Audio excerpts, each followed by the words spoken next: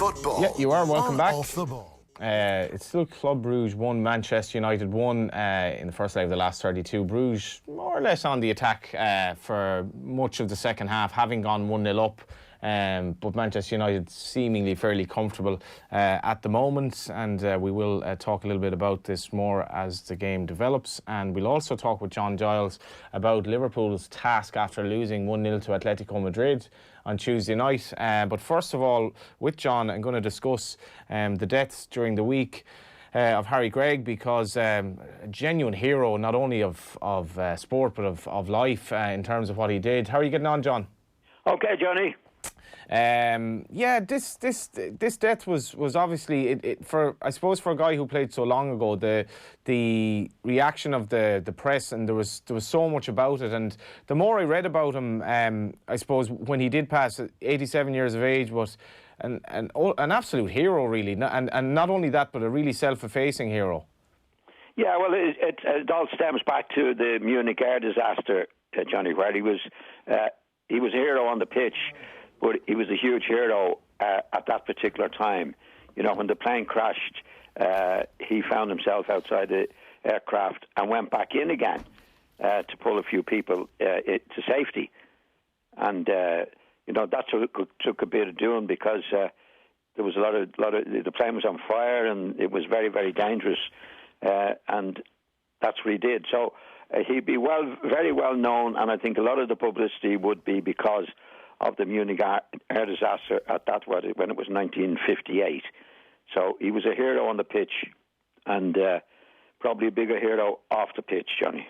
Yeah, we'll talk about your own sort of memories in terms of Manchester United and so forth. But just what he did, John, not only did, to the best of my knowledge, he barely spoke about this for the guts of 40 years now. There can be, you know, I was actually looking at a documentary recently about post-traumatic stress and how people can react differently to events maybe down the line, but he didn't ever praise his role, and it didn't really talk about it. But actually, as you mentioned, when he was there, and as much as he was dazed, instead of basically running away from what could have been a plane that was about to blow up, he went back in and saved the lives of people. Definitely. He was a real hero, John. I think that's why people would remember him so well. Obviously, he was a great goalkeeper, but you know, it's so long ago since he played that there wouldn't have been as much publicity about him being a goalkeeper as the Munich air disaster. He was a real hero in the Munich air disaster. He didn't talk about it for years, Johnny, you know, and then he got to a stage where he talked about it a lot, which was most unusual. I knew him reasonably well. I didn't know him very well before the Munich air disaster. I had signed just professional in November of 57, and Harry came in 57, excuse me, and obviously it was a big squad of players. But he was always friendly to me, even though I was a young fella. And then I got in the team and actually shared a room with him when we went on to the Tour of America in 1960. So he was very friendly with me, and when he was a superstar at that particular time. So I got on very well with him. Actually, back in 2008, Off the Ball did speak to Harry Gregg, and a certain John Giles actually came up in conversation. I heard Gilesy speaking, Johnny Giles, and I thought, great Gilesy. He said, managers are saying our players are not getting protection. He said, we protected ourselves. Very, very true. That's how much the game has changed. Gilesy, I was lucky I met great people. Even the Dunphy fella. Unbelievable people. I hear people having a go at Dunphy now. Do you know why I admire Dunphy? 16 years of age, and we're playing up the back, and he's a kid, and I give him a whack. I challenged him, and he turned and he said to me, you're going to what? I'm going to see a solicitor about you. So I hit him a cuff around the ear hole. But you know what I admired about Dunphy? Even at 16 years of age, Eamon Dunphy, a 16-year-old child, had the same opinions and was strong enough willed to speak his piece in the dressing room. So Dunphy hasn't changed, and it's not an invention over the years. If he has an opinion, not always right, none of us are, he will state it. And I have time for people like that. What was he like as a person, John? He comes, from what I read, he came across as a kind of a proper, kind of strong Ulster man who was like very, very decent and proper. What did you know of him as a person?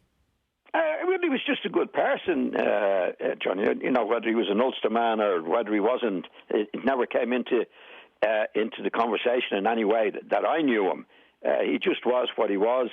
You know, he could be. He wouldn't take fools very easily. He had a bit of a temper, Harry, as well. You know, he could well look after himself on the pitch, off the pitch. But you know, he always had an opinion, and you know, I as I said, I didn't know him early on. Didn't know many of the Munich very few of the pre-Munich players. But then I got in the team. I played with Harry for 2 or 3 years, so I got to know him. I got to know him pretty well. What were his qualities as a goalkeeper? Well, again, he was a very, very brave goalkeeper. And you talk about, sorry, I just go back to a thing we were talking about there before, Johnny. You know, when you talk about stress and the mental situation after the Munich air disaster, he played in the team 2 weeks after the Munich air disaster. Manchester United's first match against Sheffield Wednesday at Old Trafford, and continued to play in the matches. He didn't have a break at all at that particular time, you know. But he was a very brave goalkeeper. I think he was the best goalkeeper in the 1958 World Cup finals. He was voted the best goalkeeper in that. And then Harry was very unfortunate. He had a very bad injury at Old Trafford. He did his shoulder in, and I don't think he was ever quite the same again after that. I want to ask you about that, actually, because there's an obituary in The Guardian during the week in which there is a photo of that incident to which you refer, and it was effectively Nat Lofthouse. Now, this was in the 1958 FA Cup final. 58. Yeah. So Nat Lofthouse was playing for Bolton. Not sure what you remember of this, John, but like history would recall that basically Nat Lofthouse more or less went to do him. Harry got injured, and he was never the same goalkeeper after. I don't think you got it. No, the injury that really affected him came later on. Okay. It didn't come in that particular match. It was well, in those days you could attack the goalkeeper, but even by the standards of that day, it was a definite foul. Harry Gregg was jumping up at the ball on the goal line, and Nat Lofthouse came in and belted him into the back of the net. And Harry hated Nat Lofthouse forever after that. But that wasn't that he didn't get injured. That wasn't the injury that he got. It was a little bit later on, Johnny, where he got the injury that really affected him. And you mentioned it as well, he kind of never really forgave him, and as much as you know, it was a football related incident, I think he did hold that grudge to his death that Nat Lofthouse had kind of done him. Well, he did. It wasn't I think he would have regarded it as the incident as a little bit cowardly from Nat Lofthouse's point of view, because Harry couldn't protect himself. He was jumping for the ball, and he really, really buried him into the back of the net. Now, you could attack goalkeepers in those days, but this was beyond that. This was definite foul, and Harry had no chance because Harry was jumping for the ball, keeping his eye on the ball when Lofthouse hit him, and that was then went on to win the FA Cup as well. Yeah, and for Bolton on that particular day.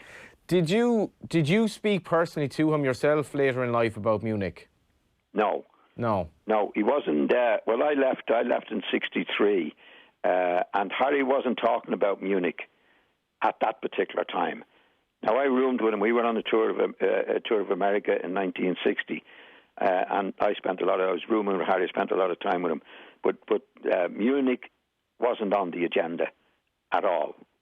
I never spoke to him about it, and he wasn't speaking to anybody about Munich at that particular time. That was only 5 years after the Munich air disaster.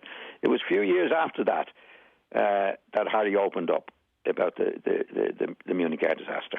It's very hard to get your head around what that would do to anyone, John, isn't it, really?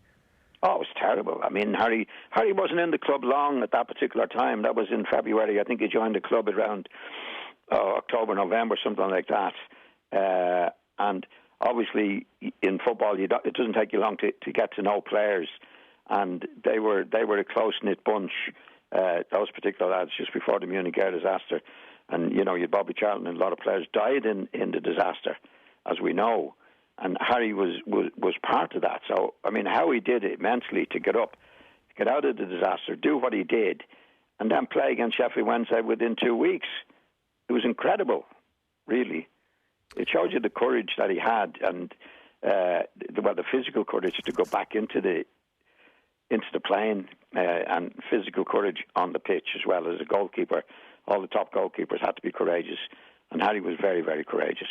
And that's John Giles on the late Harry Craig. We would like to get anyone who can corroborate or otherwise the Guardian suggesting that he played for Dundalk, which I'm quite interested. I know he did play for a couple of Northern clubs, but after the break we're going to talk contemporary football with John Giles. Football on Off the Ball with Paddy Power, the greatest football partnership since Shearer and Owen. Down to business. Your town, your main street comes to you from Portlaoise this Saturday in the Collection Hotel. Along with my town team of experts, I'll be giving Portlaoise a health check. We'll be talking to big and small Laois businesses. I'll also be joined by burger, forecourt and hotel impresario Pat McDonough. I'll be talking to the Governor of Portlaoise Prison, and I'll be out and about making jam. If you'd like to attend the show, simply go to newstalk.com/events to register for a ticket. Your town, your main street. On Down to Business. Proudly brought to you by IE Domain Registry, home of .ie, this Saturday in the Collection Hotel from 10 o'clock. On News Talk. When it comes to a burst pipe, a phone is the best tool to sort it. Just ring Liberty Insurance. Their 24-hour emergency home repair service has me covered without affecting my no-claims bonus. Switch now and get up to 5 weeks free on libertyinsurance.ie. Liberty Insurance. Ready for the real world. Cover for up to €260 per call-out, maximum 4 call-outs per year. 5 weeks free applies to new home policies only and equals a 10% discount. Maximum discount of €40 for buildings, €15 for contents and €55 for buildings and contents combined. Subject to minimum premiums and applied before optional covers. Acceptance criteria, terms and conditions apply. Liberty Seguros, Compañía de Seguros, Araya Seguros, S.A.A. trading as Liberty Insurance is authorised by the General Director of Insurance and Pension Funds in Spain and is regulated by the Central Bank of Ireland for conduct of business rules. Connor, what on earth are you wearing? You mean the ballet tights? Yes, I mean the ballet tights. Well, if that fella in the avant-garde ad can go all Swan Lake in the street, why can't I? Whatever you want to do, an Avantcard credit card makes doing it far easier. Apply today at avantcard.ie. Avantcard. You do you, we do credit. Brenda, I want to express myself. I'll express myself now if you go out looking like that. Lending criteria, terms, conditions apply. Avantcard DAC, trading as Avantcard, is regulated by the Central Bank of Ireland. Introducing the new Renault Zoe, Europe's best-selling electric vehicle since its launch. Now with an impressive range of 395 kilometres, meaning you'll have to stop long before your Zoe does. The new Renault Zoe from €26,990. The affordable electric vehicle for every day. Visit your local Renault dealer today. Price excludes delivery and related charges. See Renault.ie. Last year at your local SuperValu, we cut the prices on hundreds of our products, and they're staying down. This year, we're doing it again. We're cutting the prices of hundreds more products across every aisle, and they'll be staying down too. Like SuperValu soft bread rolls 10-pack was $1.85, now $1.20. For low prices that compete with anyone, it's got to be SuperValu. What about your man playing up front? He's on fire at the minute. Game will be over by half-time. Thanks, Mr. Taxi Man. But opinions nicked from Sports Radio won't help us hit the jackpot. The Hunch just picks the first 4 scorers in 4 selected games with Betway's 4 to score. Conversation over. Heed your hunch with Betway's 4 to score for a weekly rollover jackpot. Selections must be submitted before the opening time of each scheduled round. Where there is more than one winner, main prize will be divided between winners. Full terms apply. 18 plus. Dunlewy.net. Make a dash, push on and don't delay. For Casey's Furniture winter sale ends this Sunday. A better time there'll never be. Shop in-store and online at caseys.ie. At Expert Electrical Stores nationwide, set yourself free with Dyson. Get €50 off selected Dyson V7, V8 and V10 cordless vacuums. And €100 off the V11 Absolute. Get heavy-duty performance and effortless handling. Get your Dyson for less at Expert Electrical Stores or shop expert.ie today. Offers end March 18th. T's and C's apply. Football on Off the Ball with Paddy Power, the greatest football partnership since Shearer and Owen. Yeah, I've just gone into injury time in Belgium. Manchester United 1-1 with Bruges, and we'll get John Giles' reaction after the game. John, I was intrigued by the Atletico Liverpool game the other night, and as much as Liverpool have been so all-conquering in the Premier League, it should be noted in the Champions League this season that they've played Napoli, who are 9th in the Serie A, twice, and they played Atletico, who are, doing okay in La Liga. I think they're fourth, and they've scored 1 goal in those 3 games. Well, it can happen, Johnny, as we know. Atletico haven't been at their, the best compared to the other years. But you could see the other night they were a very, very well organised team, very difficult team to beat. And what we must remember all the time, these are 2-legged affairs. I would still fancy Liverpool to win on the second leg. It won't be easy because they're Atletico are a very well organised team. But it's only the first leg, Johnny, Yeah, Liverpool fancies their chance of scoring, obviously, a couple of goals, but it seemed preposterous that some people were criticising Atletico's style of play when obviously they did what they did to try and achieve a result, and 1-0 was a great result for them. Who's that, Atletico? Yeah. What, criticising the way they played? Yeah, so people were saying they obviously shut up shop and, they didn't... Yeah, what's wrong with that? Absolutely. You can't. I mean, mostly Liverpool supporters, I think Klopp alluded to it as well. But you can't, if you're a manager of a team, you can't dictate how the other team does what they do, Johnny. They do their best to get a result, and they went on to win the match. So you can't ever complain and say, well, that's not fair, I don't like the way they played, and that. I mean, if you go back to Liverpool alone, don't forget, in the Champions League final last year, they went the goal up after 2 minutes, and they shut up shop a bit against Spurs. You can't ever dictate this is the way I want the opposition to play, or it's not fair the way they play. They play the way they have to get a result, as Liverpool would do if they needed to a result against a team that they had to defend against. Liverpool played well, I thought. They were unfortunate to lose a goal after 4 minutes, but after that they performed pretty well. But these guys are no mugs. They're very, very hard to break down. And they'll be hard to break down at Anfield as well. But don't complain about it. You can't complain about how a team performs and how they do, and do what they have to do to get a result. We can't forget, obviously, Simeone's incident with Beckham at the World Cup, where he basically he was fouled, but he kind of half-conned the referee as well. And some of the tactics that they used promoted the notion for Klopp to take Mane off at half-time because he was afraid he was going to get sent off because of their play acting. What did you make of that? Nonsense. Really? Nonsense. I mean, they were doing a few things and delaying play and the various things that you do. But, I think Klopp said that Mane was targeted in the particular game. But Mane's an experienced player, Johnny. He's well able to handle himself and do what needs to be done. I mean, if Klopp took him off as a precaution, that's fair enough. But the few things that did come across me, there was gamesmanship, and they did this and they did that, and all the other. Atletico did what they had to do on the night. Liverpool are a terrific team, and you can't dictate to the opposition how they should or shouldn't play. You have to get on with it, and it's a 2-legged affair. Well, Liverpool have their chance to do it at Anfield.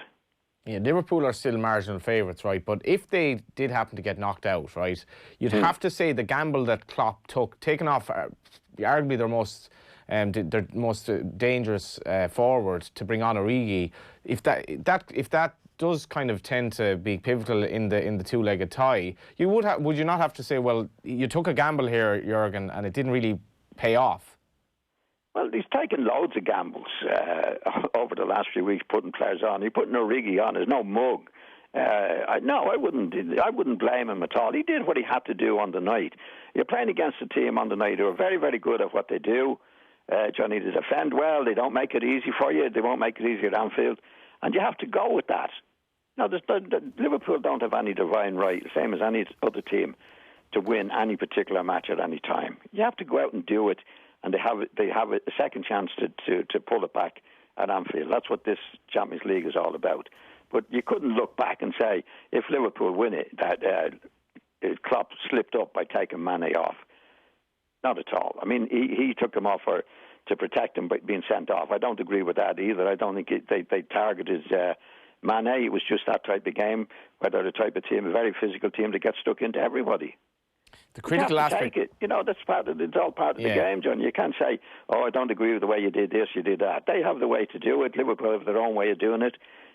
and you just have to get on with it. The critical aspect of the game, though, was that they didn't concede an away goal. So they know if they score once in Anfield, Liverpool have to score 3. Now, Klopp said, I've no problem with the result. I saw so many happy faces from Atletico. I get that because it's a big win, but it's not over yet. That's the only thing I feel. And Andy Robertson was sort of saying, we're looking forward to seeing you at Anfield. How do you see the second leg going? Well, I fancy Liverpool to do it.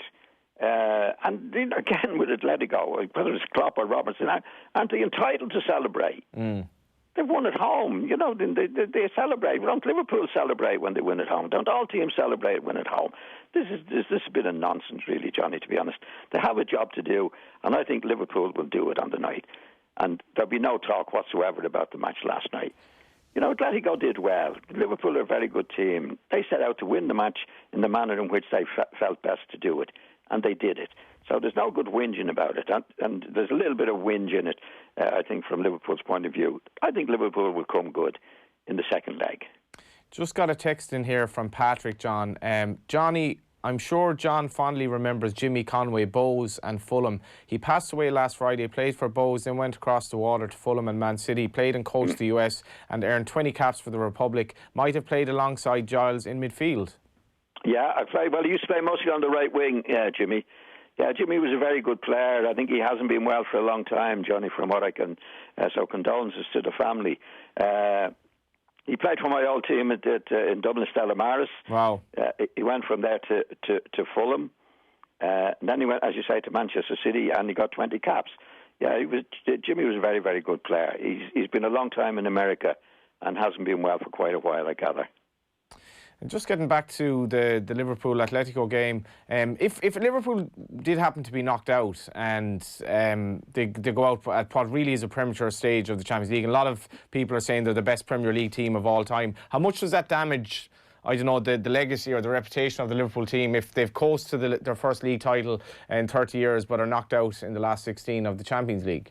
Well, the Champions League is a knockout competition, Johnny, and you can't say, well, they're not. I don't think that, well, let's put it another way. They're talking about the best team ever.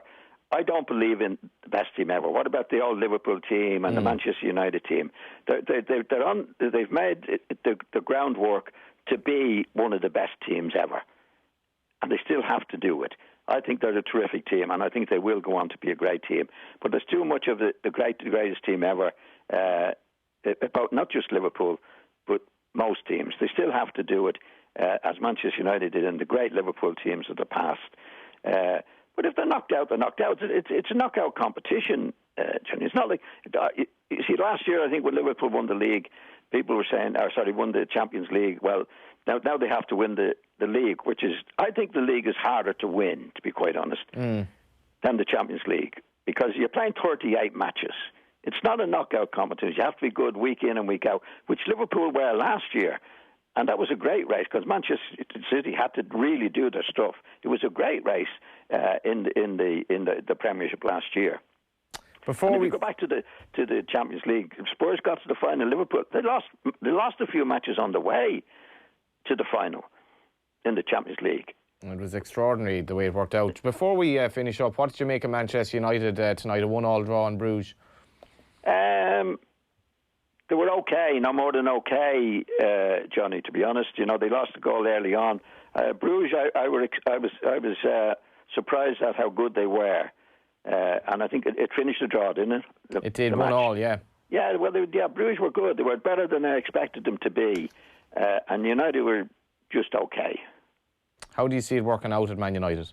I think United will win the second leg. And in general, under Solskjaer, where are they going long term? Well, they have a long way to go, wherever they're going, Johnny. I mean, they're not great at the moment. They're not as consistent. Manchester United, one of the great clubs, as we know, and they're nowhere near the great teams that Ferguson had, for example.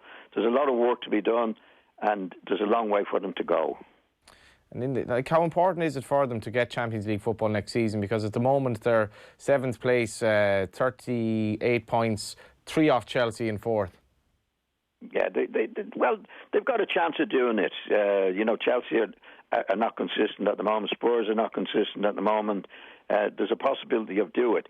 But it's when you talk about Manchester United maybe getting into the Champions League, Johnny, when you look at the history of the club, it's not a very good sign.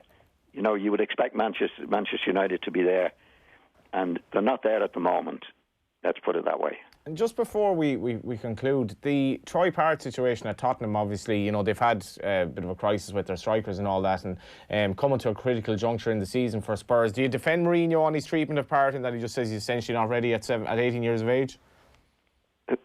I think the comments he made could have been more positive about Parrott. You know, he made the comments he made a few weeks ago was that he's not ready and he doesn't look like he's going to be ready. I can't remember the comments he actually made, but I thought it could have been gentler towards him.